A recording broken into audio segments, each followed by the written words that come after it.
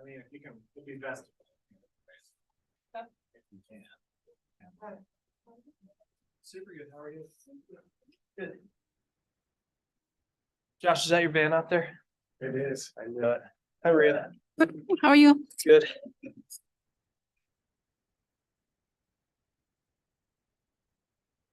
It is. It's always like, going from that car to my regular car, It's right side drive?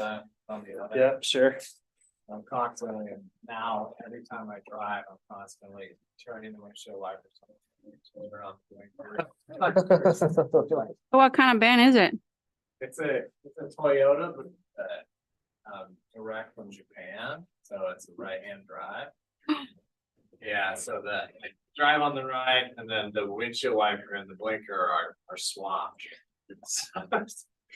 Yeah, it's kind of funny. It's fun to drive because it's like a cab over, so the engine's underneath. But Yeah. kind of like, I used to have a VW bus years ago. It kind of reminds me of it. You got a big one too. Most of them are smaller than that.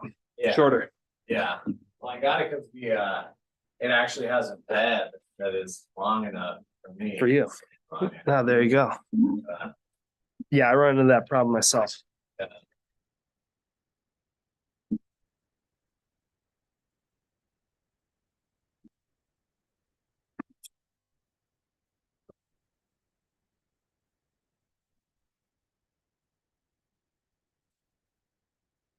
Our luck, nobody's gonna show up and then we can go home. That would be a bummer. But I did just sit through a 3-hour Zoom class. So it wouldn't kill me if this. You can also just wrap this up really quick, right? We could just say yes, yes. Yeah. I mean, is it required that you have the staff do the staff report? What's that? Is it required that I read the staff report? I don't know. Probably is. It probably is. Sorry, Caitlin. You gotta do your job.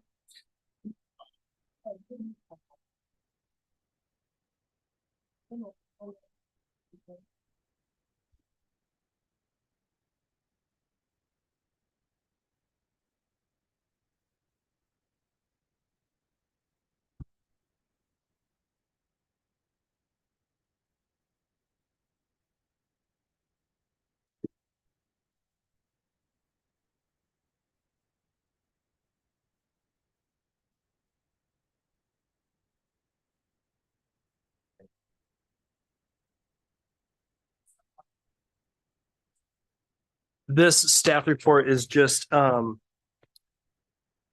this separate one is just issued because of the number change for zoning ordinance and Yeah, so when we were compiling the packet, there was a little bit of a mix up.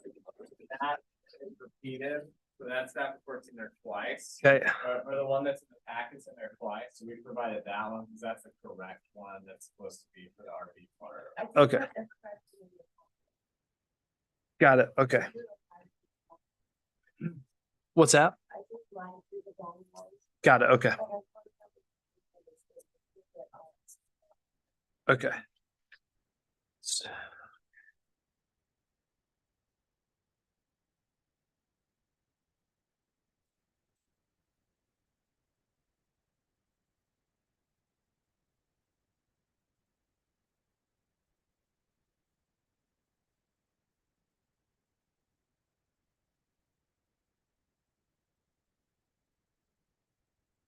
Yes.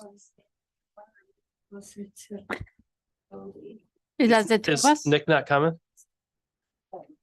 Oh, got it. Yeah. Yeah. I'm in here. It's very tan and I'm not tan, so.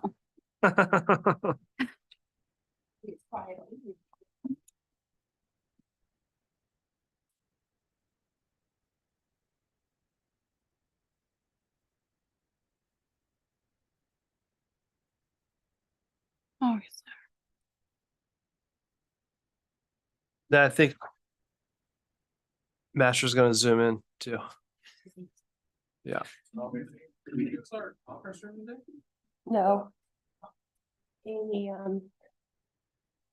felt that we would be doing that part of his own business. Allows the city of-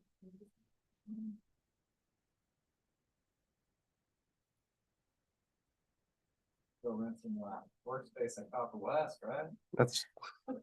That'd be funny. Yeah. What are they doing with that big? It's like a WeWork type of space for people or? So they rent out all the offices that are on the north side of the building. And then that larger space, yeah. I mean, if we have big meetings, we go in there. Like we have quarterly meetings that happen in the big space.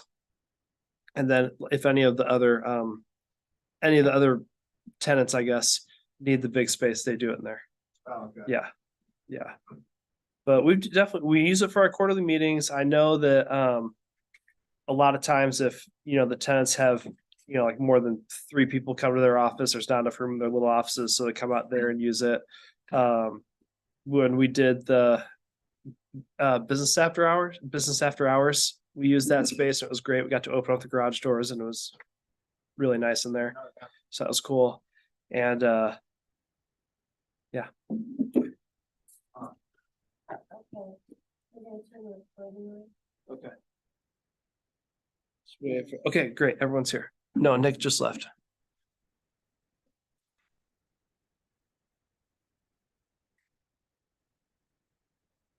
Good evening to y'all.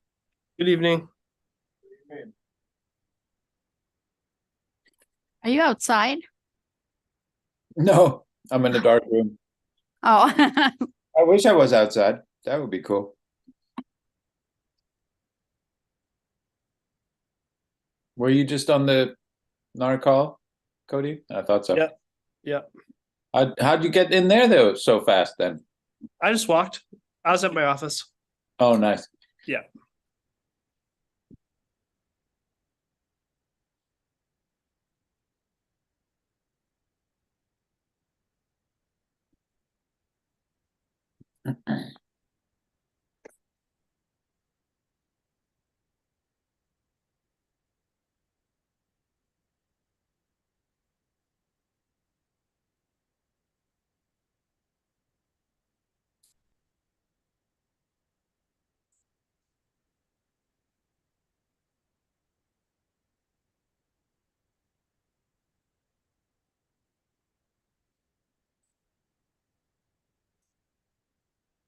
Maybe he changed his number. Let's look.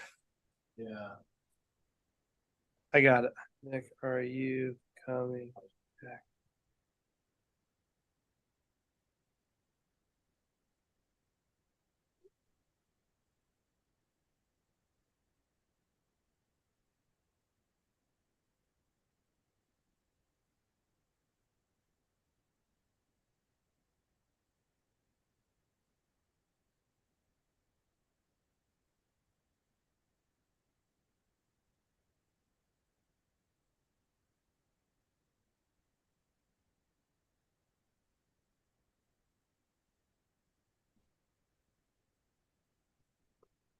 That was weird. Merging Bull. He says Zoom freaked out and he'll be back here shortly. Do we have anybody in the audience? Nope. Didn't think so.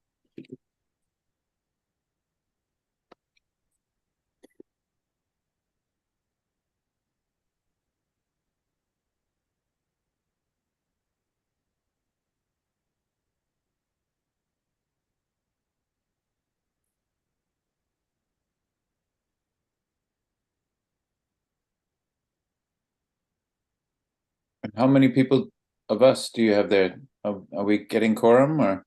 We've almost quorumed. We were quorumed for a moment, then Nick had some technical issues and now he's gonna log back in. We dequorumed? We dequorumed. Mm. Who's in the room except you and Maria? Josh and Caitlin and Paula. Oh, no other commissioners? No.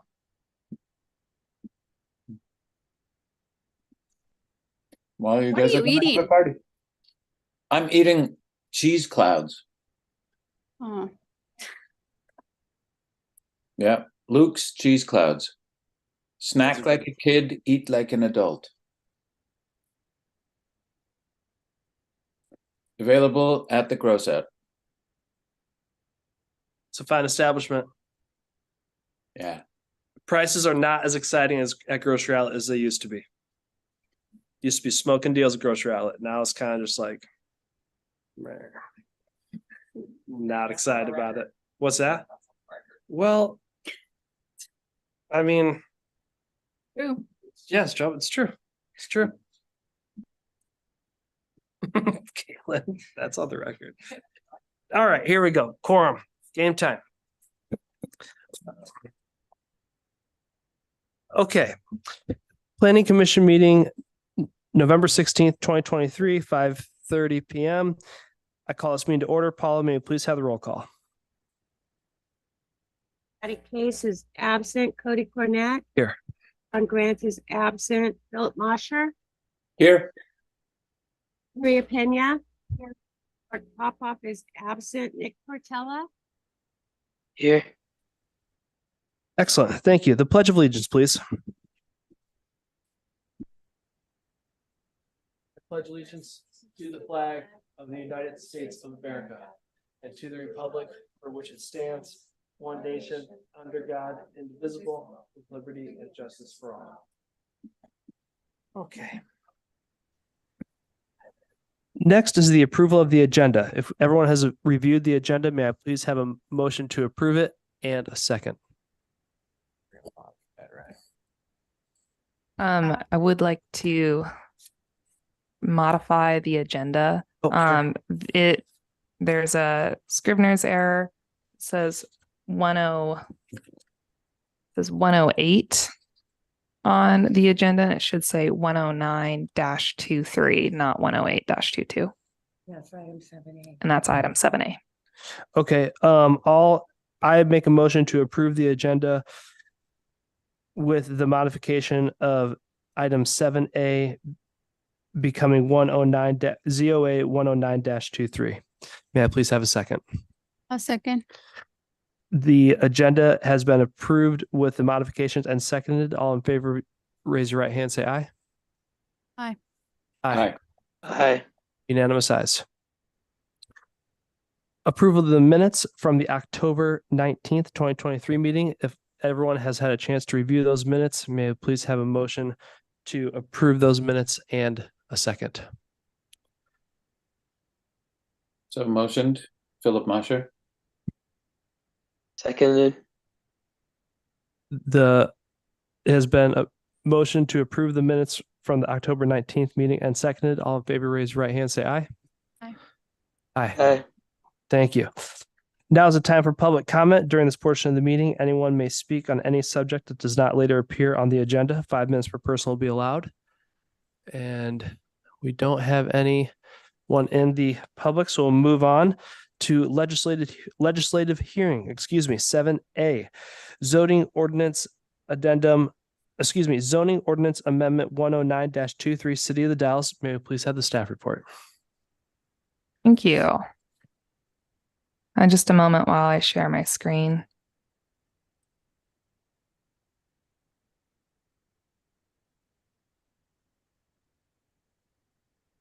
All right. Thank you. So, my name is Caitlin Cook. I'm the planner that's going to be presenting zoning ordinance 109-23.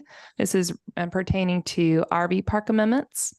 So before I get started here, I just wanted to let you guys talk about the background for these RV park zoning amendments. So since 2016, the Community Development Department has approved 4 recreational vehicle parks within city limits, and 3 of which were approved since 2022. Of these approvals, 3 were located in residential zoning districts. So pursuant to the Dallas Municipal Code, RV parks are processed as conditional use permits and subjects to the provisions of Chapter 1012. So on January 5th, 2023, at a planning commission meeting follow a series of lengthy public hearings. Thank you guys for volunteering. For the planning commission requested that staff prepare some amendments to the RV park standards. So we had discussions at the following planning commission meetings on February 16th and April 20th. On the July 20th, 2023, staff presented the proposed RV park code amendments. A day prior to this meeting, the Department of Land Conservation and the DLCD department responded to the proposed amendments, stating that they didn't comply necessarily with ORS Chapter 197. So they gave us a couple of recommendations. They either said to regulate RV park development as a commercial use or regulate RV park development as both a commercial and residential use and revise the standards to be clear and objective. The Planning Commission directed staff to go forward with option A, to take a look at RV park amendments as a commercial use.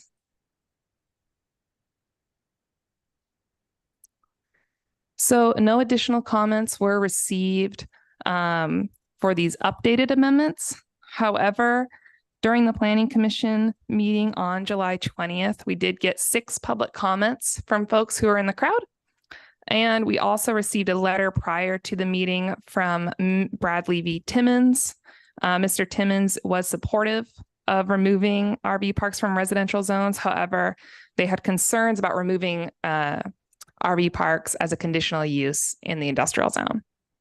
So staff determined that with these added amendments, we took into account many conditional use standards that were already in place with those like conditional use permits into the RV park standards to mitigate some of the impacts. So staff felt that having an additional conditional use process wouldn't mitigate any other additional impacts for an RV park.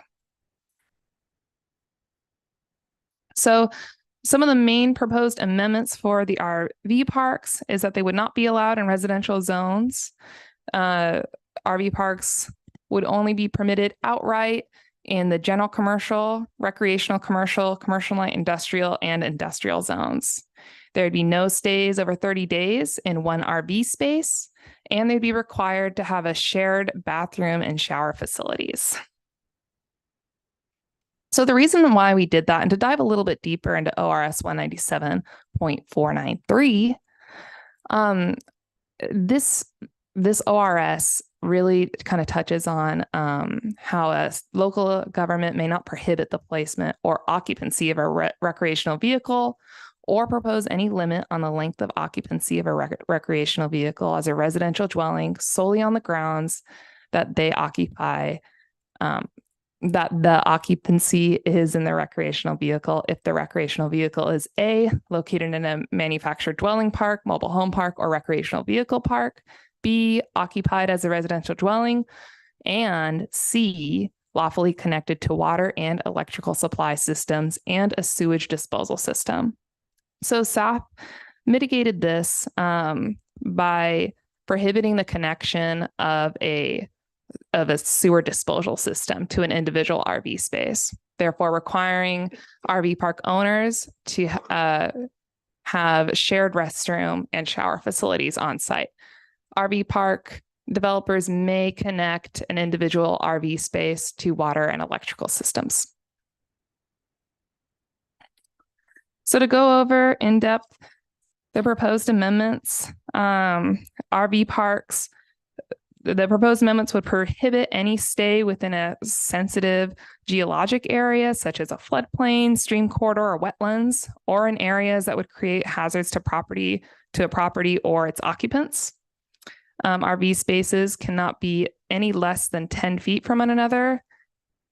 Staff work together with the Public Works Department in order to put together access standards to facilitate safe entry and exit to the RV park site. It would require a 6-foot site obscuring screening in front of the park and the public right of way. In addition, landscaping would be required, and it would include 1 shade tree per 5 RV spaces. RV parks must also provide ADA accessible communal restroom and shower facilities, and a minimum of 0.5 and a maximum of 1.5 parking spaces would be required per RV space. That's in addition to the RV space that's already there and park administration. It defined lighting lighting standards that's consistent with the rest of the code, and some like the trash collection area is defined or described in the development standards as well. The proposed amendments also go over park operations. So to give a brief summary of the park operations, so they would need to, RV parks would need to maintain an orderly appearance, free of litter, junk, and refuse. On-site 24/7 park host. They would need to have operational hours and quiet hours where RVs could check in and out. There would be no storage of materials or equipment outside. There's noise standards that are consistent with other sections, or section 58020 in the City of the Dalles Code, and external generators are prohibited. It also defines a revocation process. So in an event that the applicant failed to meet the conditions of approval of their administrative application, if they failed to build according to their submitted plans or submitted erroneous information, the director may institute a proceeding before the Planning Commission to revoke an approved permit for an RV park. This just holds applicants accountable to really maintain consistency with their submitted plans. So taking a look at the City of the Dalles Comprehensive Plan.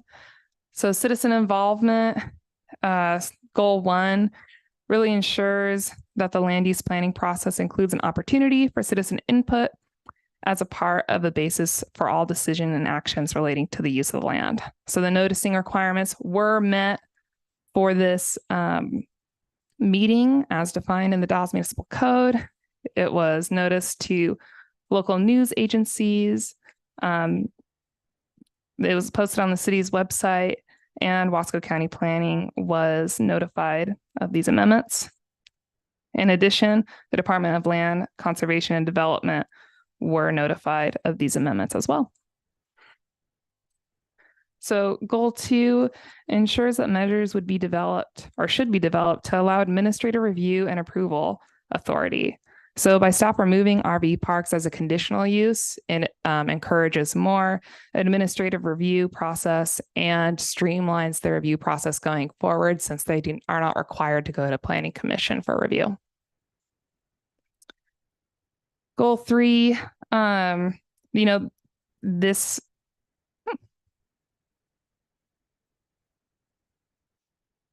so goal 5, pardon me.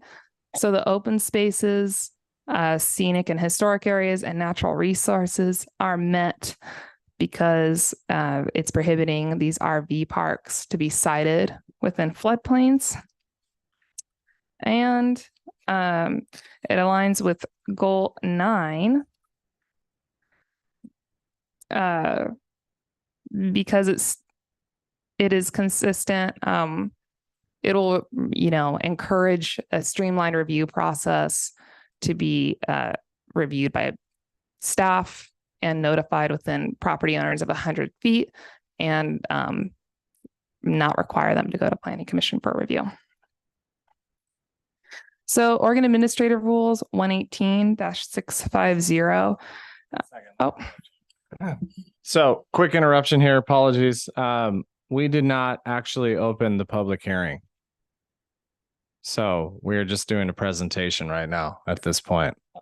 So we'll need to open up the public hearing, give an opportunity for the public to speak. I know nobody's here, but it's, the typical protocol. The city attorney, Jonathan Cara, is on the line here. I think he'll be able to read us into the public hearing. After that occurs, you can skip through kind of what you've touched on here, and we can get to the rest of it. But just so we're following protocol and making sure that we're actually adopting this the correct way, we would need to open up the public hearing. Jonathan, are you there? Yep, I'm here. Thanks, Josh. Thanks, Yep. Caitlin. Cody, I texted you a little bit of the script. If you just want to take a look at that, and you could start us off. And all of the information that Caitlin has just gone over for you all is included in the agenda packet for tonight's meeting. It's part of the administrative record. And so just as the planning director mentioned, there's no reason to go through all of those slides again. This is just a narrative. And so it shouldn't be too much of a hassle, but boy, the city would appreciate it if we could just keep this as a public hearing. And so, Cody, you have the first little bit, and if you give me just a second, I can send you the rest of it. Okay.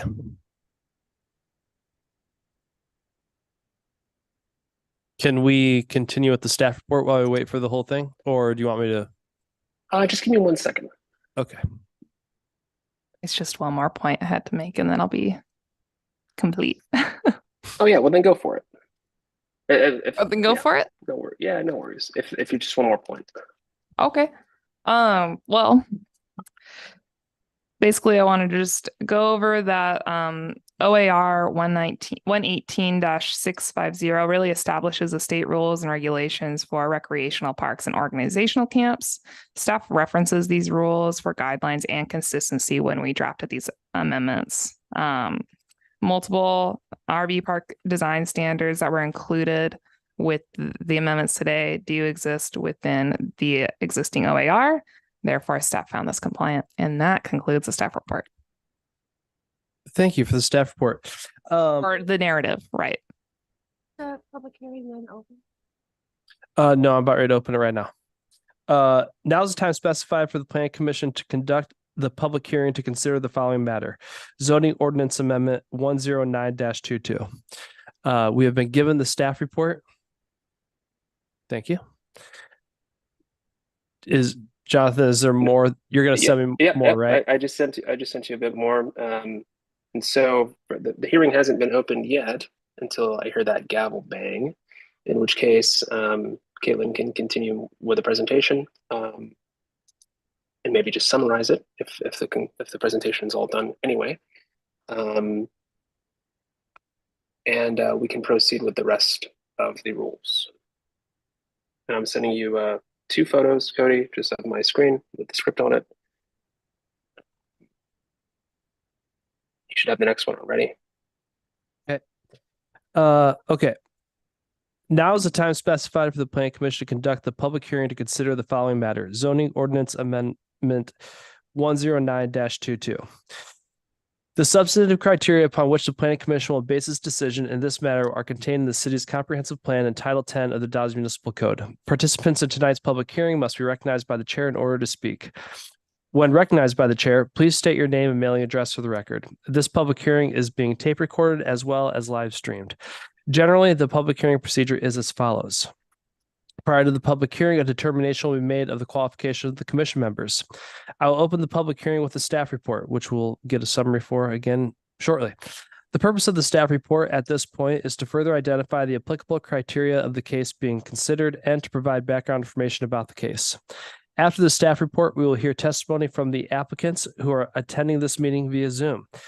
The applicants will have an opportunity to present testimony in favor of the proposed comprehensive plan amendment, address issues raised in the staff report, and respond to any testimony received opposing the proposal. To expedite the hearing, the commission members may ask questions of persons as they testify. When this process has been concluded, we will close the public testimony portion of the hearing. During the hearing, some important standards apply.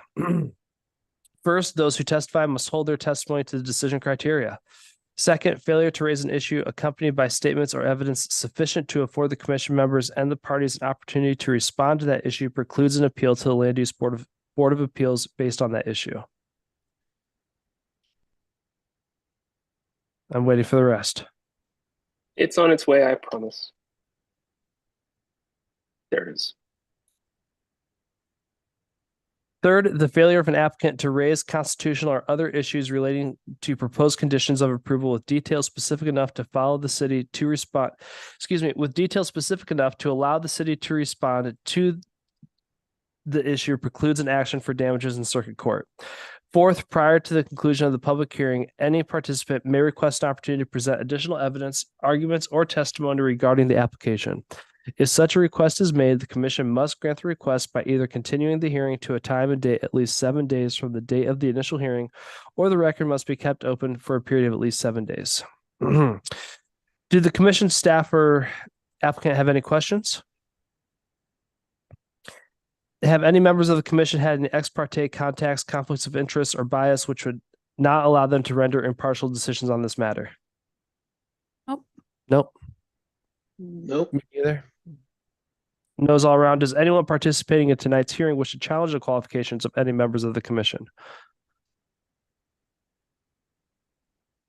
No. The public hearing is now open. May we please have the staff report? Right. So I provided a detailed narrative prior to the public hearing being open, but to summarize in my staff report, there are proposed amendments included in zoning ordinance amendment 109-23 that include removing recreational vehicle parks from residential zoning districts, update the application review procedures for RV parks, and altering RV park design standards. Thank you. It was a very comprehensive staff report. Would anyone care to testify in favor of the proposed comprehensive plan amendment? No? Does anyone else participating in tonight's hearing have any questions or comments? Sorry, Chair Cornett. Yes. Part of that script is from a comprehensive plan amendment. Tonight's public hearing is on a zoning ordinance amendment. Sorry, I just read from the teleprompter. Yes. Nope, that is completely, that is the job. Would the applicants like to testify? Would anyone care to testify in favor of the proposed zoning ordinance amendment?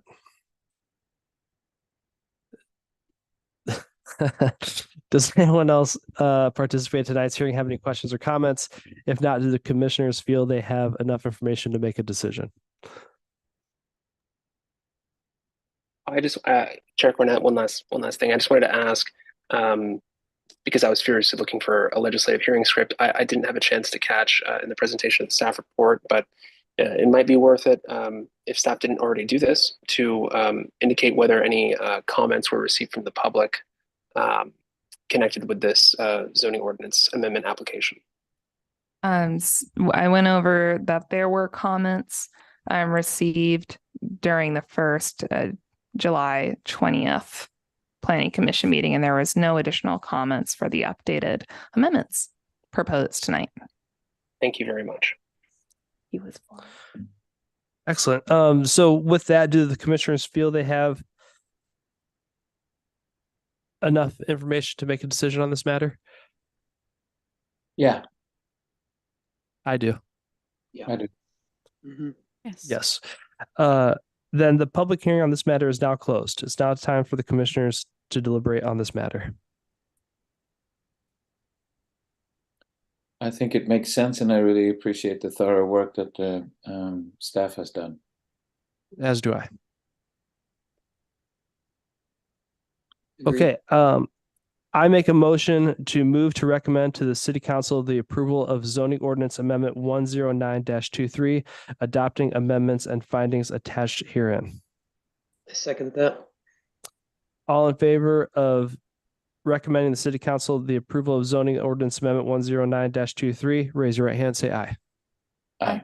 Aye. 4 ayes. Can we do the resolution later?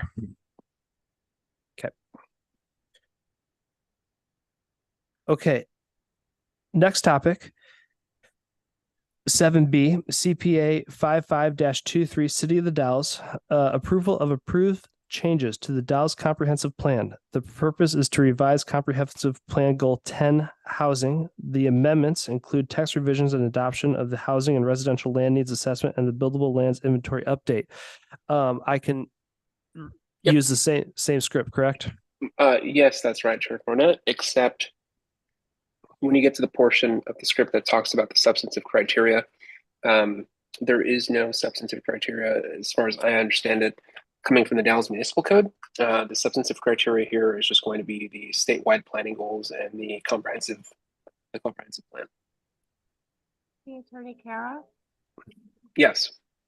if there are no new attendees in the meeting, as Chair Court, is he still required to read the rules of a public hearing? Or can he just ask if there's ex parte contact bias? Well, we have to reopen the hearing, and Right? best and I appreciate that. That's a great question. I don't mean to be the biggest pain in the world tonight, although it would look so much better in the minutes, I think, if he did read all of that again. And the city appreciates it, and I apologize personally. Yes, please do read it, Cody, as if no one has heard it before. Okay. Why not? Sure. So the substantive, excuse me. Now is the time. Yes. Hang on. Now is the time specified for the Planning Commission to conduct the public hearing to consider the following matter. Comprehensive Plan Amendment 55-23, City of the Dalles. The substantive criteria upon which the Planning Commission will base its decision in this matter are contained in the city's comprehensive plan and Title 10 of the Dalles Municipal Code. Participants in tonight's public hearing must be recognized by the chair in order to speak. When recognized by the chair, please state your name and mailing address for the record. This public hearing is being tape recorded as well as live streamed. Generally, the public hearing procedure is as follows. Prior to the public hearing, a determination will be made of the qualifications of the commission members. I will open the public hearing with the staff report. The purpose of the staff report at this point is to further identify the applicable criteria of the case being considered and to provide background information about the case. After the staff report, we will hear testimony from the applicants who are attending this meeting via Zoom. The applicants will have an opportunity to present testimony in favor of the proposed comprehensive plan amendment, address issues raised in the staff report, and respond to any testimony received opposing the proposal. To expedite the hearing, the commission members may ask questions of persons as they testify. When this process has been concluded, we will close the public testimony portion of the hearing. During the hearing, some important standards apply. First, those who testify must hold their testimony to the decision criteria. Failure to raise an issue accompanied by statements or evidence sufficient to afford the commission members and parties an opportunity to respond to that issue precludes an appeal to the Land Use Board of Appeals based on that issue. Third, the failure of an applicant to raise constitutional or other issues relating to proposed conditions of approval with detail specific enough to allow the city to respond to the issue precludes an action for damages in circuit court. Fourth, prior to the conclusion of the public hearing, any participant may request an opportunity to present additional evidence, arguments, or testimony regarding the application. If such a request is made, the commission must grant the request by either continuing the hearing to a time and date at least 7 days from the date of the initial hearing, or the record must be kept open for a period of at least 7 days. Do the commissioners, staff, or applicants have any questions? Have any members of the commission had any ex parte contacts, conflicts of interest, or bias which would not allow them to render an impartial decision on this matter? Nope. No. No. Does anyone participating in tonight's hearing wish to challenge the qualifications of any members of the commission? No. The public hearing is now open. May we please have the staff report? All right, just one moment while I share my screen here.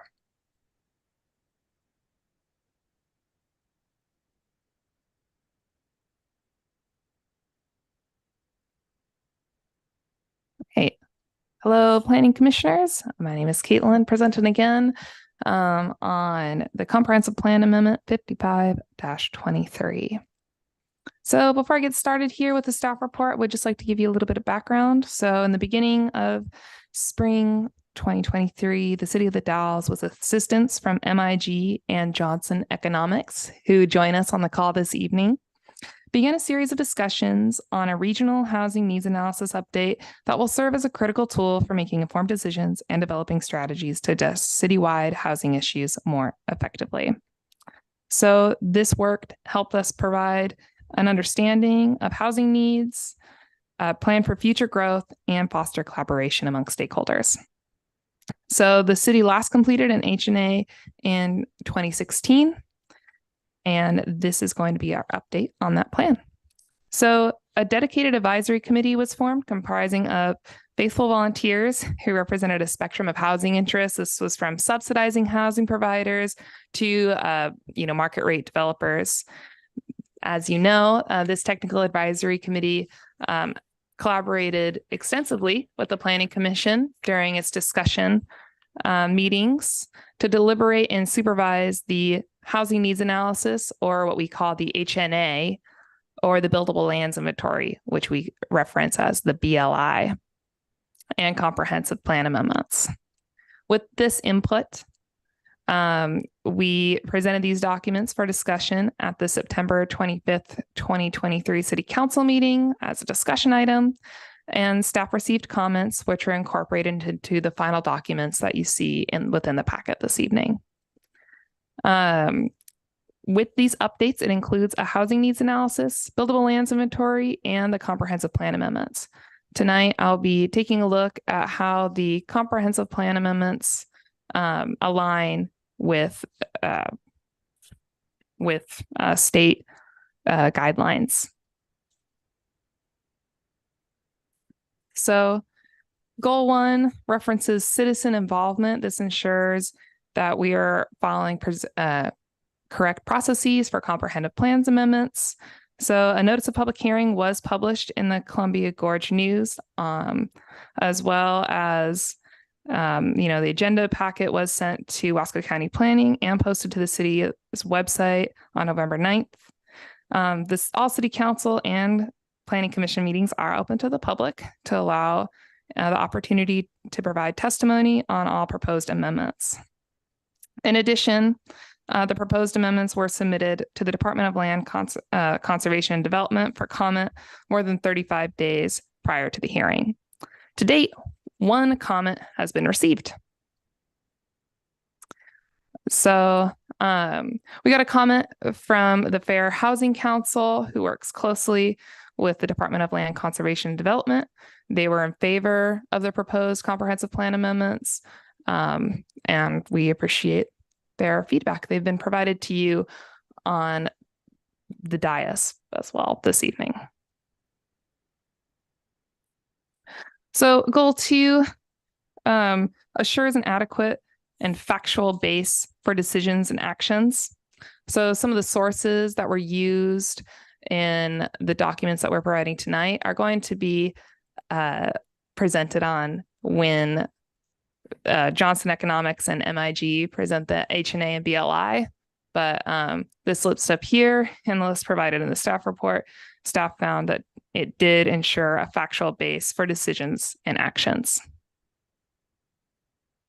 So the HNA is required by Goal 10 housing. So I included the state OAR on the slide here. It's a bunch of small text, but I want to try to contextualize some of the things that it's asking. So it breaks it down into 2 real sections. So there's a planning section, which really outlines the specific criterion that they're looking for within an HNA. So this is like, for example, a determination of expected housing demand at various rent ranges and cost levels. It's looking for an inventory of sound housing in urban areas, including units capable of being rehabilitated. So it's looking for very key factors to determine what our housing needs in. So they have a constant throughout the state on how they're looking at housing need. So staff found, that the proposed HNA does follow these specific criterion and what they're looking for, or what the state is looking for. The HNA includes specific sections pertaining to current demographic and housing trends and conditions, which includes findings, figures, and statistics that were gathered throughout the HNA and BLI process. In addition, the plans need to be developed to demonstrate the appropriate amounts of land fit for development of housing within the urban growth boundary. There will be a buildable lands inventory presented tonight that demonstrate just that.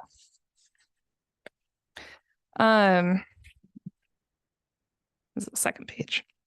And in addition, it talks about the implementation.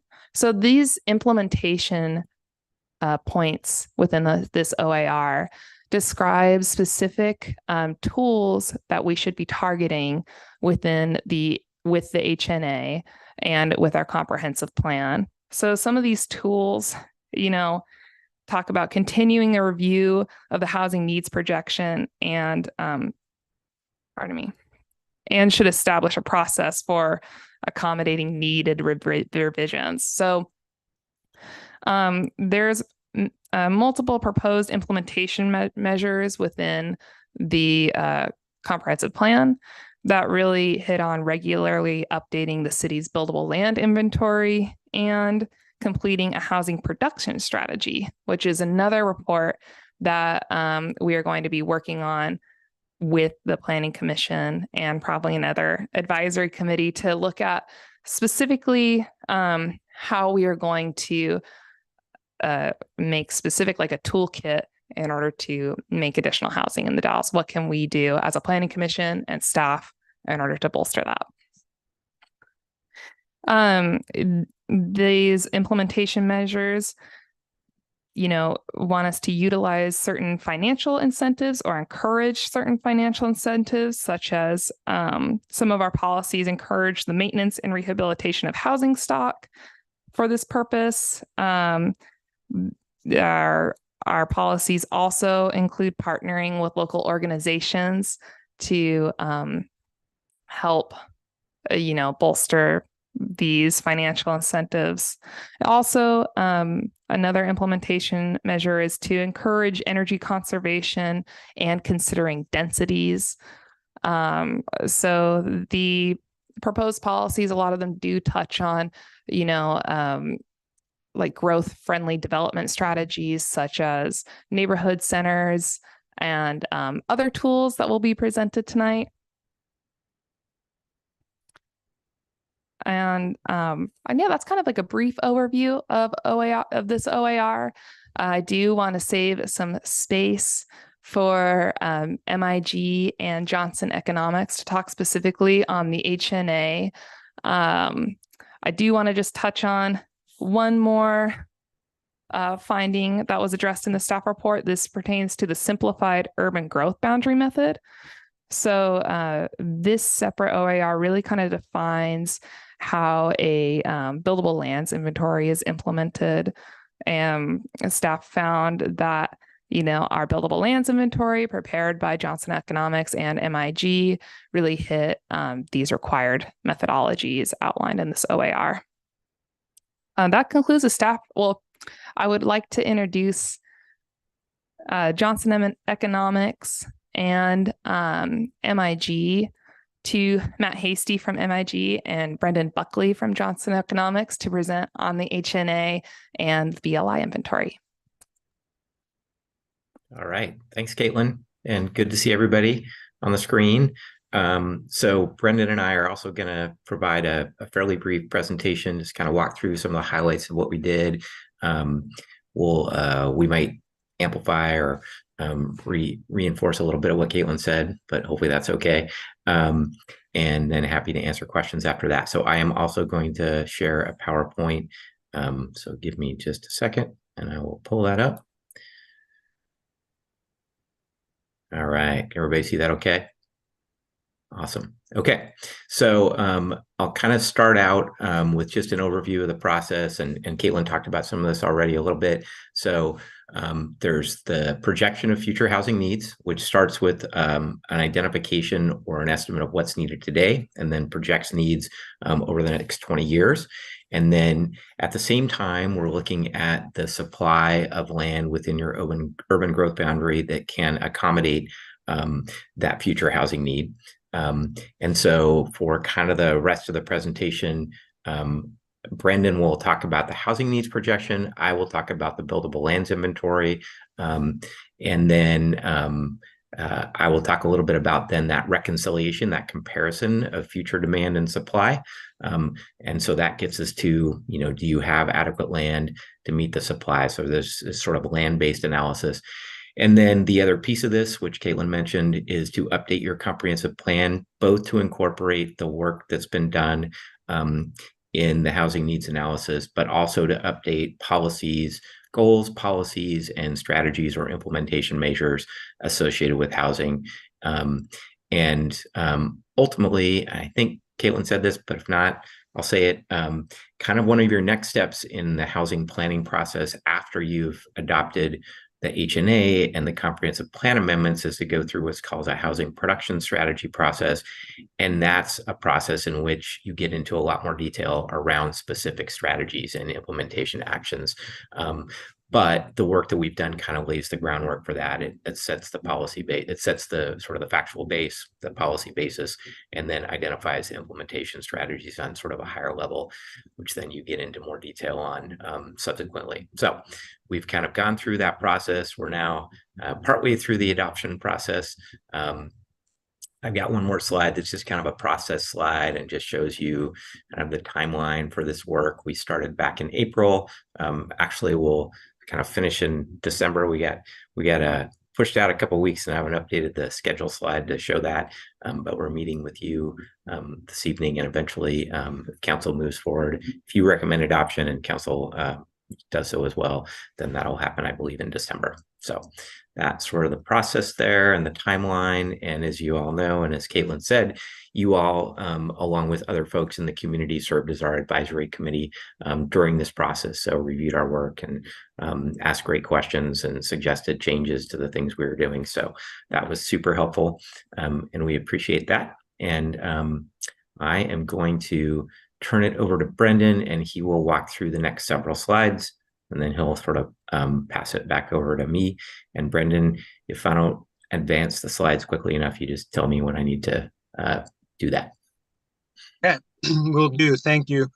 Hi, everyone. So I'll just quickly do a review of the findings. This is the much of what we have reviewed in the past, and what's in your packet is the HNA report. The major parts of it is a discussion of demographic trends in the community. We're looking at the entire area within the urban growth boundary, not just the city boundary.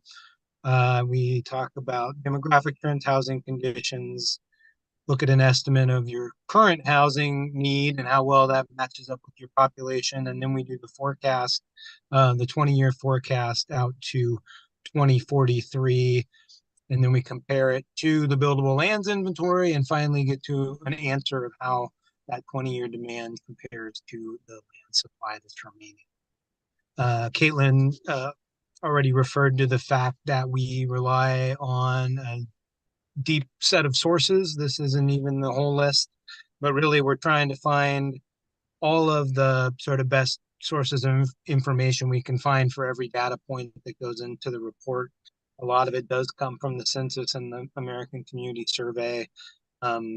Population estimates in Oregon are done by the PSU Population Center, and because of the state statute on how these goal 10 analyses are done, PSU also does the forecasting, and so they're the source of the ultimate population forecast that we're using in 2043. Now we use different market sources to try to get information on local housing market. Try to be as complete. Next slide. Some of the things that we found in the DAOs, so in terms of current housing conditions, your tenure, or in other words, your breakdown between owners and renters is 62% home ownership rate. That's comparable to what you see in the state, a little bit lower than what you see countywide. But most ownership units are 3 bedrooms or more, and most rental units are 2 bedrooms or fewer. So of course, most ownership units are single family homes, which tend to be larger. Rentals will have some apartments and other things mixed in there, which tend to be smaller. The column chart on the right shows the breakdown of different unit types for both owners and renters. So among owner occupied units, 86% of those are single family detached homes. And another 13% are manufactured homes, which are really just another form of detached home. So that's fairly common for owner occupied. Your breakdown of the types of rental units in the community is more widely spread. Next slide. In terms of the numbers in the forecast, so right now your population is estimated to be about 17,500 people, a little bit more than that. You've grown 11% since 2010. And the forecast 20 years from now for 2043 is that you'll be up at about 18,600 people, which would be growth of a little over 1,000 people. When we translate that into the number of households that means and number of housing units, that's about 400 new households and about 500 new housing units. So there's always a little bit of wiggle room built in to allow for vacancy within your housing units, and also to increase your current vacancy rate up to a healthy kind of sustainable level, which is we usually say is about 5%. So that's why the number of needed housing units is actually a little bit higher than the number of forecasted households themselves. Your average growth rate since 2010 has been 0.8% per year, or about 1% per year. The future growth rate coming from this forecast from PSU is quite a bit lower at 0.3% per year. So that's one thing to keep an eye on. Your forecast is a little bit lower. But of course, none of this will be binding. If your community does continue to grow at a faster rate, you'll know that. And in your next cycle, next time you do a housing needs analysis, it will reflect that. The average household size of 2.5 people is again similar to the county, and you have 61% of households are family households. There's 2 or more related people living in the same household. Next slide. So forecasted housing need, or the demand side of this analysis, we estimate new units needed of 505 units. We estimate that 55% of those will be owner occupied, 45% of those will need to be renter occupied, but altogether a little over 60% will be different type of detached units. Most of those single family, but then also some manufactured homes, which, as I mentioned, are also attached. The rest of the needed units, about 40%, are going to be different types of attached units, ranging from townhomes up to larger apartment complexes. This is forecasting that a greater share going forward of your housing will need to be some of those attached types or medium density types to make up for a slight imbalance in the number of units available to renters right now and low vacancy. Slide. So what does this mean? When you adopt a report like this, it doesn't mean that the city is obligated to get into the housing development business. What you're doing is identifying what you think the needs will be, and talking about the needed policies going forward, which Matt will talk more about. But the actual development to take place is going to be done by the private market that builds real estate now, and also the agencies that try to help lower income households. So we know what the private market can provide is market rate housing, often new housing that's near the top of the price spectrum. What that does is there's an effect called filtering, whereas new supply is provided. Some of the older existing housing stock tends to be more affordable than brand new housing, and some of those filter down into what's available to more middle income households. But then when you get down to the bottom of the income spectrum, there's to get to housing that's actually affordable for folks at those income levels, Then you're talking about the types of housing that often nonprofit agencies might provide. And those often require different kinds of subsidies or tax credit programs to help keep those rents at a lower level. And as in any community, it's the type of housing that often is in short supply and is tough to provide. So a lot of policies and the aims of coming out of a study like this are focused at that affordable segment, because the market is going to tend to cater to those market parts of the income spectrum rather naturally. It's other part we need to focus on. So that gets into the BLI, and I think Matt was going to talk about that. Or did you want me to? I will. No, I'm just a little slow to unmute. Sorry. Yeah, so I'll cover the next few slides, kind of take us home, I guess. I'll also just note that we threw in some photos of housing in the Dalles in the last few slides.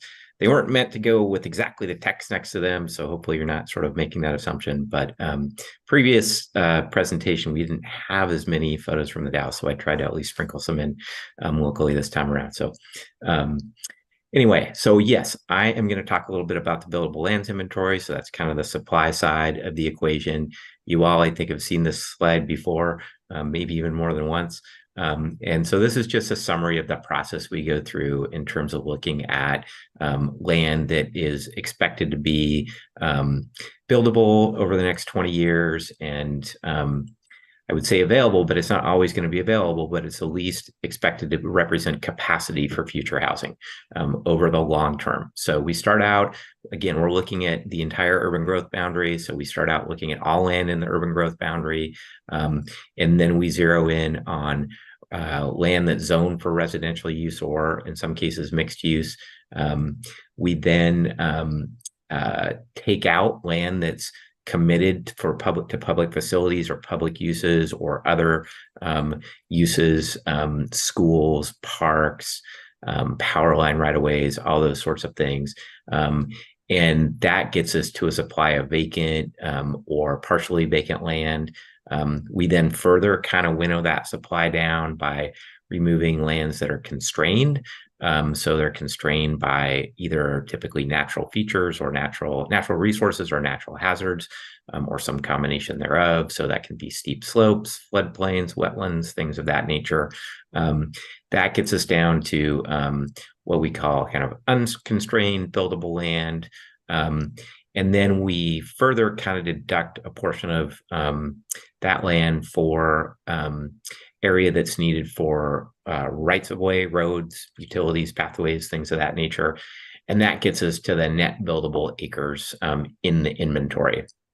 There are some things that we don't kind of use to pull land out of the inventory. So infrastructure constraints, unless there's really no way to serve some property. But if it's more a matter of, hey, there's not sewer and water to the site yet, but we assume there will be in the next 20 years based on public facilities plans, or could be, then we don't take that out. Property owner willingness, we understand that there's properties in town where somebody's not planning on developing anytime soon. But for the purposes of this long-term inventory, we don't take that land out. And we don't take land out simply because in some cases it's more expensive to develop. There are those market drivers. They will affect kind of the cost of development. They will affect the timing of development. But per the state rules, we can't just take land out of the inventory. But that's really where some of those policies and strategies come in, both that are identified in the comprehensive plan and that you'll look at as part of your housing production strategy. So can I ask you a quick question, Matt?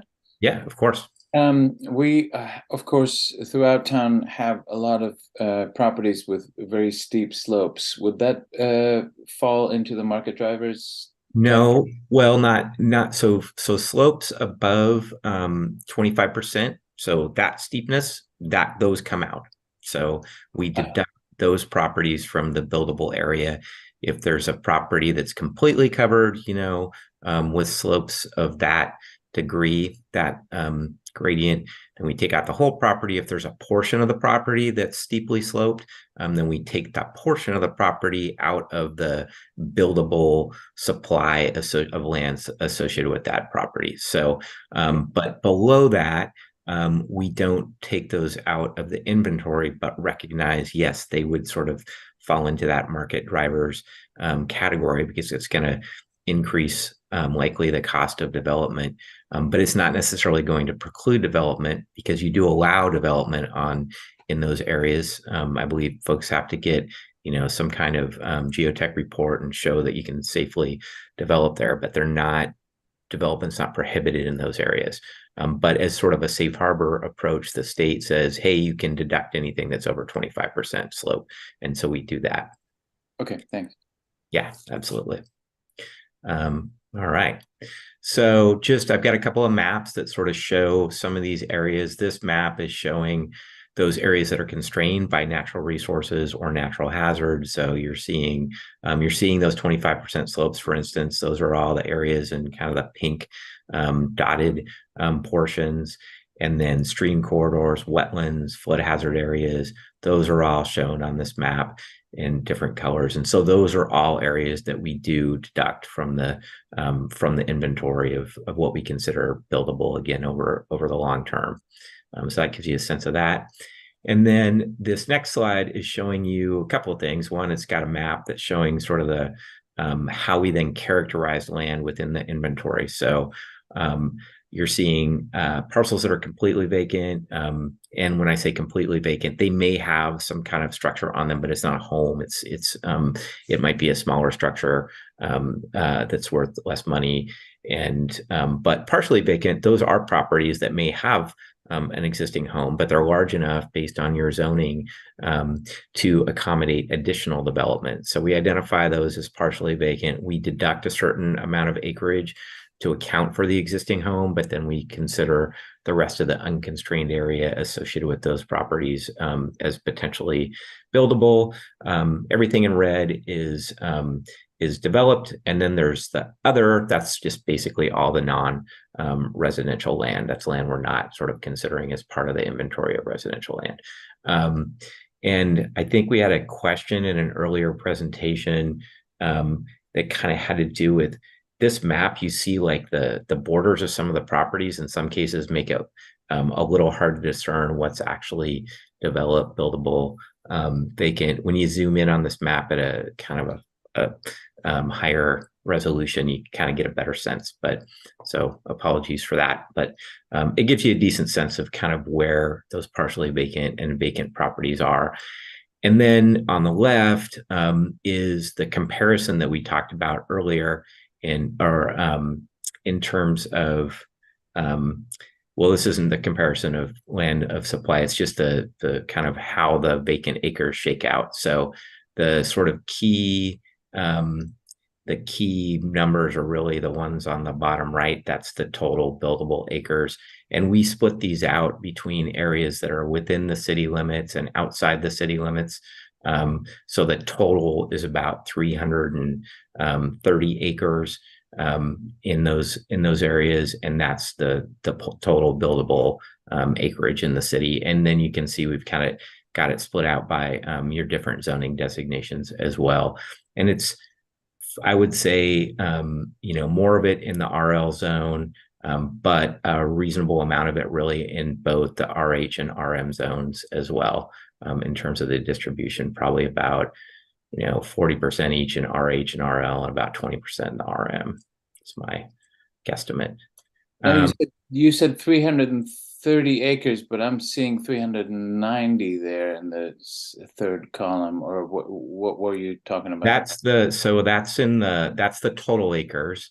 And I was talking about the last couple of columns there. So total acres within the city limits is 390. Total acres outside the city limits is 228. But then when you deduct the environmentally constrained acres, which are in the kind of the fourth and fifth columns, I guess, or fifth and sixth. Yeah, fifth and sixth. Yeah.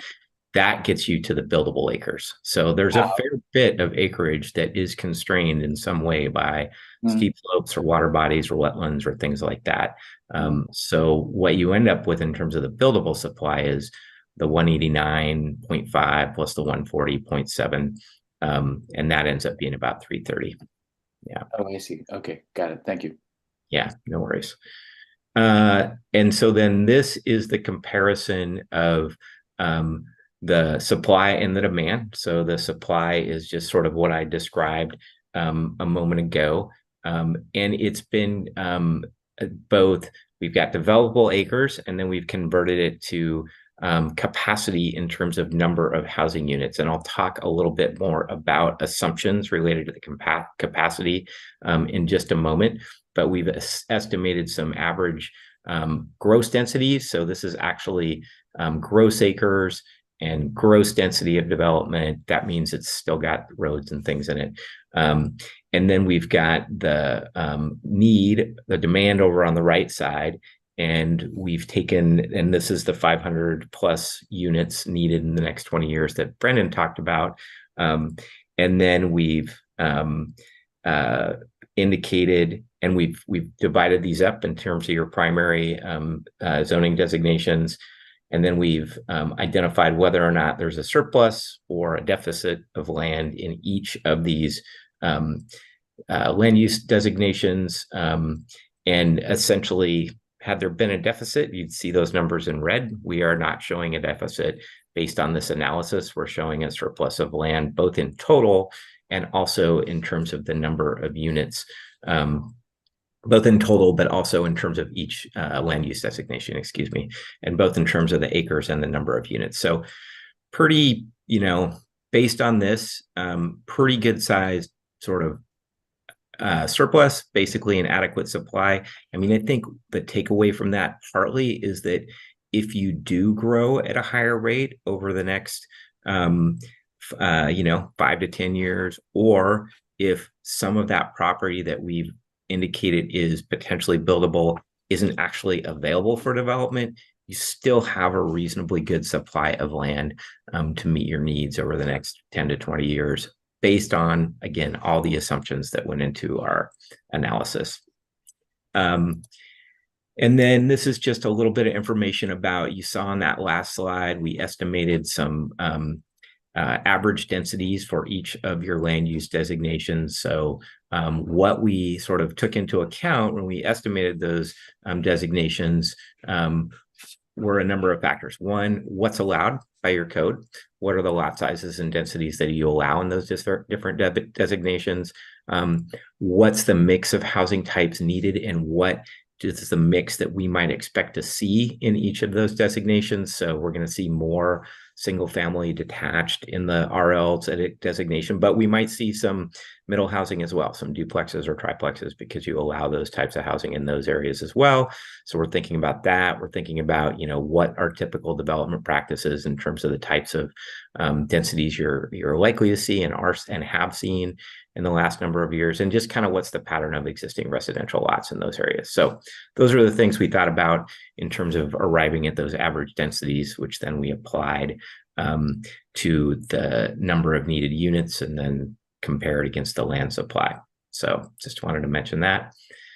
So that's kind of all of the data piece. I'm going to talk just a little bit about what is embedded in the proposed amendments to your comprehensive plan housing chapter.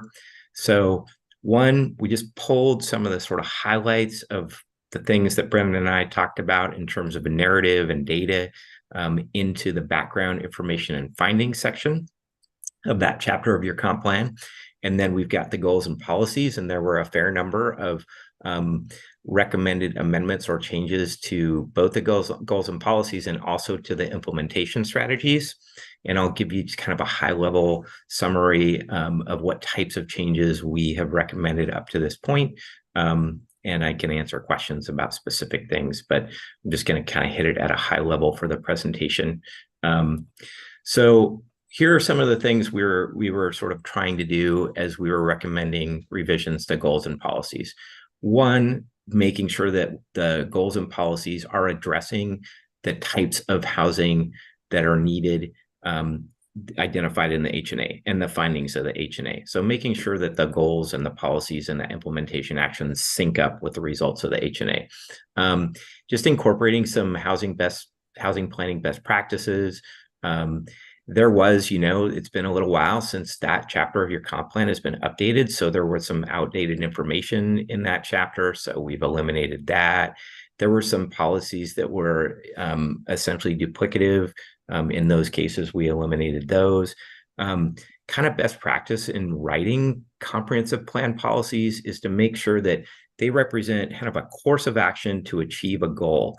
And you don't want them to be so specific that they equate to a specific, that they get down to like saying the same thing that's in your development code, or that they're kind of one-time actions. Because if they're just one-time actions, then they become outdated as policies, once they've been achieved. And that's really what the implementation strategies are kind of meant to be more of in your comp plan. So kind of trying to make sure that the policies in terms of how they're structured sync up with that, making sure that we're referring to the adopted supporting documents, the HNA work, the BLI work, and then just incorporating other community goals and objectives. And Caitlin talked about some of this earlier, talking about energy conservation, sustainability, giving people opportunities to live closer to where they work or shop or recreate. So trying to weave some of those things into the housing policies as well. So those were the types of changes we made, and worked pretty closely with staff on those changes, and then talked to you all and the advisory committee about them as well, and made some further changes, based on those conversations. So I think, yes, that is my last slide, and happy to take any other questions y'all might have for either myself or Brendan. I do have a question. This is just because I work with the Latino community, and when you start your presentation, you talk about getting numbers from the census. Do you have any idea what the percentage of Hispanics is in the county or in the Dalles? We do. I'm going to see, and it looks to me like Brendan is sort of looking through the report to see see what that number is. I'm just wondering because there's a fact that we don't do census. Latinos don't do census because we don't want our information out there for the government. So I'd be surprised if your number is right.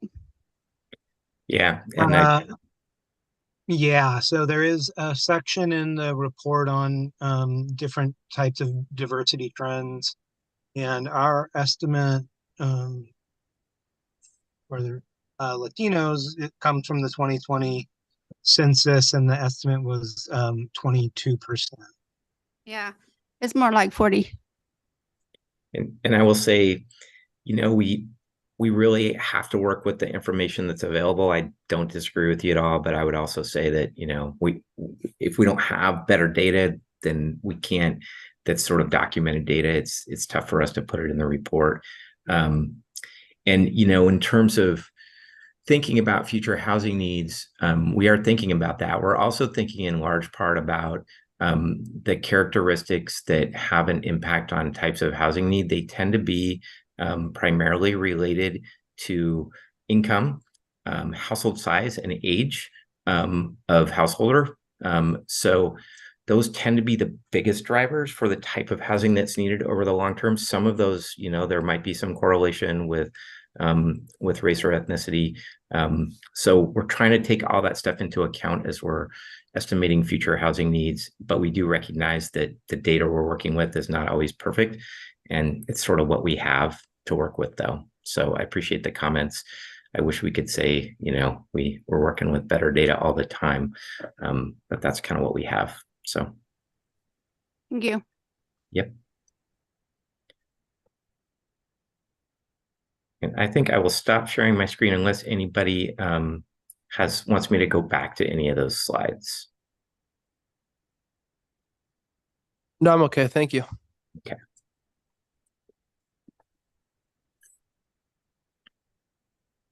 All right. Any other questions for the commissioners, for the staff, or for the presentation?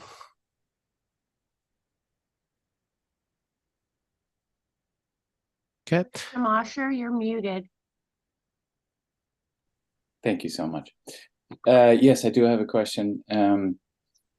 probably more for the staff, and that is, I know it's come up a number of times before, ordinances for tiny homes and container homes, which in my mind always is a valuable part of being able to increase density and create more housing. And I think the last time I heard about this, the status was that because we don't have an ordinance covering tiny homes and container homes, we don't allow them, and that that the planning department is working on developing those ordinances. Is that correct? And is that in process? So there's, we don't have specific standards. You're correct for container homes or tiny homes on wheels, what people call those. So if you could do like a container home if it did meet the design standards, but admittingly, and as you know, Commissioner Mosher, that would require quite a bit of augmentation of the container home. Right. So the proposed amendments, the proposed comprehensive plan amendments do not touch on specifically container homes or tiny homes on wheels. However, that could be an opportunity to talk about that during the housing production strategies or upcoming ordinance amendments. Does that answer your question, Commissioner? I don't know. Yeah. So I would love to do whatever I can to get us moving in a direction where we have better standards for those types of homes. Heard. And so I guess my question is, what do we do? What do we do to do that? What do we do to make that possible? So we could do an ordinance amendments, a zoning ordinance amendment, similarly to how we are doing the RV park standards, to allow specifically for container homes or tiny homes on wheels, typically, calling out like comprehensive in our comprehensive plan, a goal. I don't think it's super typical. Do you want to touch on it, Josh? Yeah. So I believe these were kind of touched on when we did our middle housing code, the most recent middle housing code amendments. We have not really dove too far into any of those changes again. I know we had, a couple other things that have come up on our plate. And I know this RV park has been one of them that has, taken up some substantial amount of time. It's something we could, if we had a consensus of the board, and it's something that you'd like us to look into about how to get those adopted into our code. I'm sure we can take a look at it. I do know that the city just we recently just made it so intermodal containers, we've kind of prohibited intermodal containers now. That's one thing. So that's a shipping container. Of course the house would be different, but I think, yeah, we'd be more than happy to look into it. What we've been doing over the past year is we really kind of been trying to, we have an ongoing list of multiple code amendments that we would like to tackle over the next 5 to 10 years ultimately. And it's been a compilation of, previous staffers, previous directors, just putting a lot of ideas into a spreadsheet. And we're doing our best to get those in front of you through those changes. But as we know, code amendments take a long time to do it right. A lot of research goes into them. But yeah, if this is something that we would want to move to the top of the list, we could, if we have a consensus of the board, we can look into that. I think it would be a fantastic idea to do so. I just feel like, as so many communities are, we are facing a housing crisis, and I think this could be a partial answer to that. Yeah, it would probably take some coordination with the building codes department as well. Do know that, trailers or tiny homes aren't technically, they wouldn't be regulated through building codes. So we would definitely have to, find a way around some, see how other communities are doing it. But we can take a look at that. Cool, thank you. And if there's anything else I can do to make that, to facilitate that, I would be happy to do so.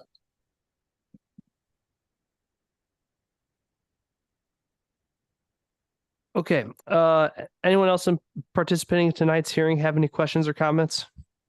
There's no one in the audience. Do the commissioners feel they have enough information to make a decision? I do.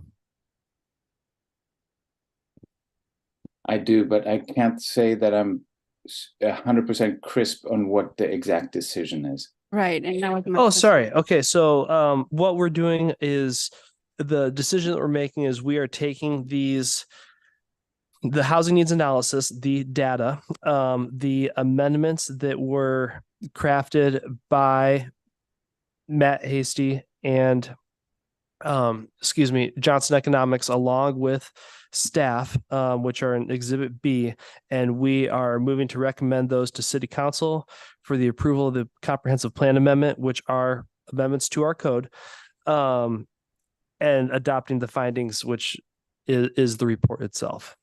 So yeah, basically we're taking the culmination of this work, send it off to City Council. And just to recap, the housing needs analysis is something that is required to do, the housing needs analysis is something that the City of the Dalles is required to do every 5 years, correct? 8. Every 8 years. So we are kind of just keeping a track record of growth of what types of housing needs there are, buildable land, etc. So that we have reason behind scientific data if we need to make certain code amendments like zoning changes or expanding the urban growth boundary or something like that. So that's what we're doing. Then yes. Okay. Excuse me. Then the public hearing on this matter is now closed. Thank you. It is time for the commissioners to deliberate on this matter. I personally have we've been working on this for a good few meetings, so I don't need anything. Okay, then in that case, I make a motion to move to recommend to City Council the approval of the Comprehensive Plan Amendment 55-23, adopting amendments and findings attached herein. I'll second that. Excellent. That motion has been seconded and thirded. Pardon, Commissioner Pena, did you second that? Well, everybody did. Yeah, I was. Yeah, gonna, it was yes. it was a race. Yes, Commissioner Pena seconded. I'll second it. All in favor of moving to recommend to City Council the approval of Comprehensive Plan 55-23, adopting amendments and findings attached herein, raise your right hand, say aye. Aye. Aye. Aye. 4 ayes, unanimous. Thank you. Along with the RV park, I know that was a lot of work, but a swift decision, but it was a result of a culmination of a lot of work. So thank you all very much. Moving on to resolutions. Resolution number PC 620-23, a resolution of the Planning Commission recommending City Council approval of zoning ordinance amendment number 109-23 to change sections of the Dalles Municipal Code Chapter 10.12 recreational vehicle parks. All in favor of I motion that we vote on resolution 620-23. May I please have a second? I'll second. Okay. It has been motioned and seconded to vote on resolution number PC 620-23, recommending City Council approval of zoning ordinance amendment number 109-23 to change sections of the Dalles Municipal Code, Chapter 10.12, recreational vehicle parks. All in favor, raise your right hand, say aye. Aye. Aye. 4 ayes, no opportunity for nays. Next is resolution number PC 621-23, a resolution of the Planning Commission recommending City Council approval of Comprehensive Plan Amendment number 55-23 to revise Comprehensive Plan Goal 10 housing and to adopt the updated housing and residential land needs assessment and the buildable lands inventory. I make a motion to vote on resolution number PC 621-23. May I please have a second? I'll second that. All right.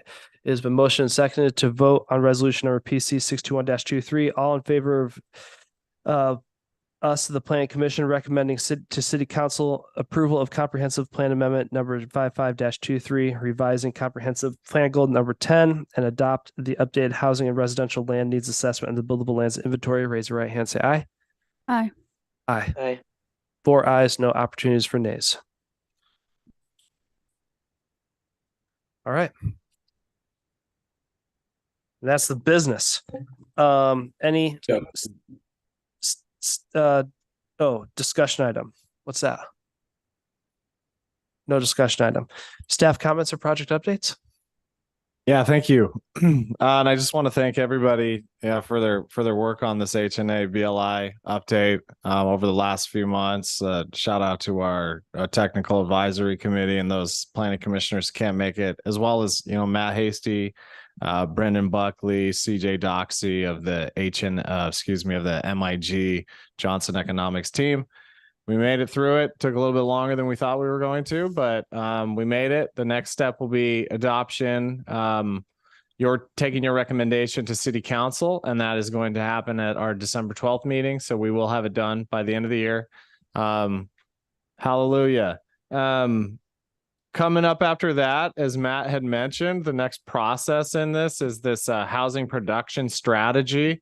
And exciting, we met with our I think Matt alluded to this at a past meeting. The city received a technical assistance grant. I think that's what they're still calling them, to support the work of the housing production strategy. And if you thought this was a lot of work, the housing production strategy is much more detailed. So that is going to be happening over this next year, over in 2024. So we met with our team. We are going to be working with Cascadia Partners. They're a firm based here in Oregon. So we're going to be building off of the HNA, those comprehensive plan amendments, those statistics, those figures that we've adopted here. We'll be working through those on this housing production strategy. And there is housing production strategy. I think it's going to be really exciting for us to really just take a look at things that are missing, things that we can improve on to improve housing, to improve affordable and attainable housing in the Dalles, I think is our number one goal with it going into it. So I think we've made a substantial amount of code amendments over these past few years. The middle housing code amendments, we've increased our density. We've made our density a much better code than it used to be. So it kind of comes to what can we do now to try to find more ways in the nooks and crannies of trying to increase housing. So excited about that. I'll keep you posted when we hear more about it. I just coming up, our next 2 meetings in December, we actually have nothing currently on the agenda. So there's a good chance that those meetings might be canceled. But we also are in the holiday season. So if we have something, we will keep you posted as soon as we know. And then also there's a good chance that we'll be canceling the January 4th meeting. It is doable, but it's the first week after the holiday. And I know our office, we're going to have some people in and out of the office, and I don't want to put the staff through trying to get some packets out in the middle of all the holiday cheer. So just keep that on the calendar. Then most likely we're going to be canceling January 4th. And then coming up in probably the first part of the year, we're going to do something that actually hasn't really occurred in a few years. And this is something that, as we were digging through this comprehensive plan amendment, these amendments, there's there's a line in our comprehensive plan that talks about providing an update to the planning commission once a year regarding our building activity. So this is something that, you know, I would like to try to bring back and inform you at the beginning of the year, kind of where we're at, maybe just a brief little note, just some statistics of the number of units that we're building, what we're seeing, you know, types of units, things like that. So keep your eyes out for that. And then also, Commissioner Mosher, thank you for bringing up the tiny home container homes. The segue into this spreadsheet that I was talking about. I think it would probably be advantageous for us in this first part of the next year to maybe bring some of those ideas in front of the Planning Commission and get an idea from the Planning Commission on those code amendments that you would like to see us maybe make a top priority. You know, we do have some that we for sure will be working on that we have flagged at the staff level, but it also would be some, you know, good input from your team, from this team, to figure out what we want to do going forward to kind of map out maybe this next year of some of these code amendments. So we'll work together to figure out maybe the best way to present that to you and go from there. And with that, I am more than happy to answer any questions. Is it Tony's building project? It's not there anymore. So Tony's building is gone. Yeah. So we had the construction, the demo crew ended last Thursday, and they are going to be gone until actually Monday. And this last until next Monday. This week was set aside for the archaeologists to come in, and there was going to be an entire week of an archaeological dig. But they found out within the first 2 days in the test pits that they dug that there was nothing of historical significance. That lot had so much historical just backfill that had been brought in and pulled in from areas. They found that a lot of the foundation because there was a building there in pre-1890. That building in the 1891 fire, all the ashes burned, everything was really just the remnants of that was now in the soil that's underneath the building itself.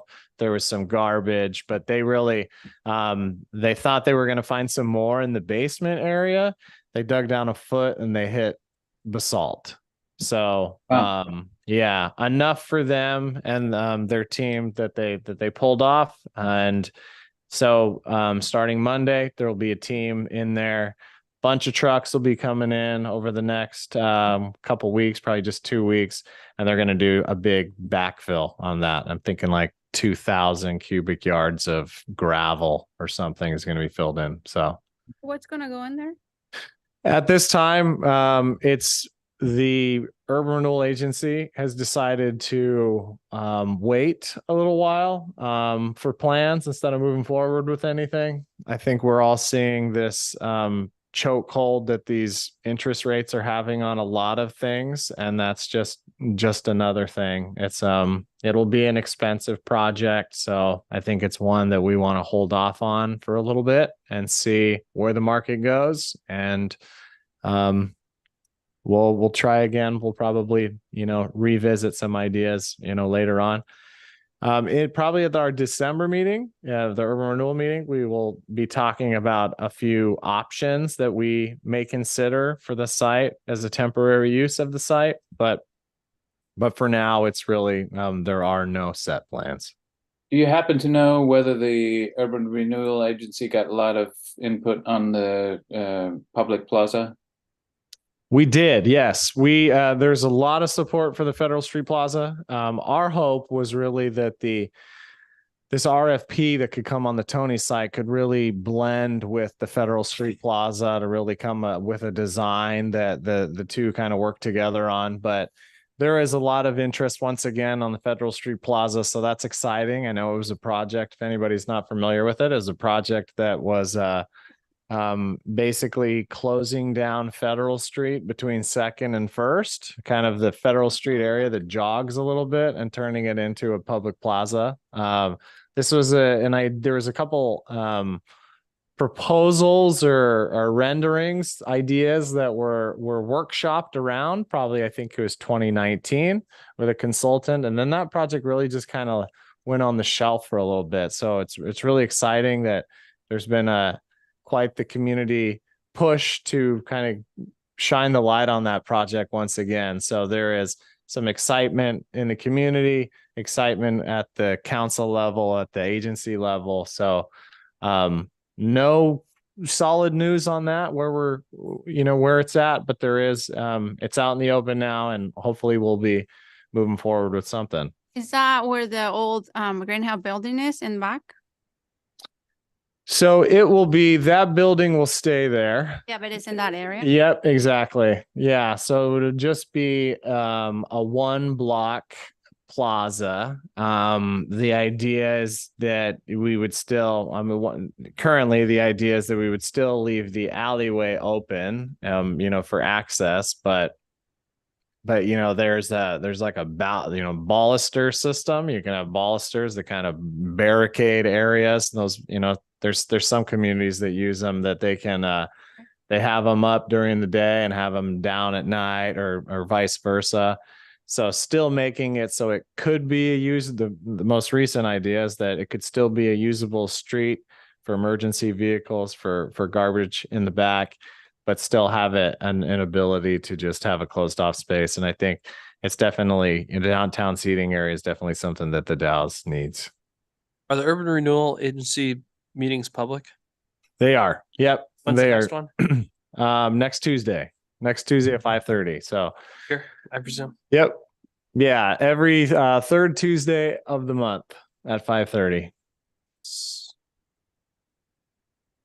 If you want to dive right into our strategic planning process for urban renewal, it's the first session of that. We are taking a look at all the projects that the agency has worked on since 1990. So it's we're really taking a deep dive over the next couple months into some strategic planning for the Urban Renewal Agency. So, for those in the biz, we think it's exciting stuff, but I'll leave that up to y'all. Cool. Anything else? Any commissioner comments or questions or anything? All right. Meeting is adjourned. Thank you, everyone. Thank you. Thank you. Good night to you.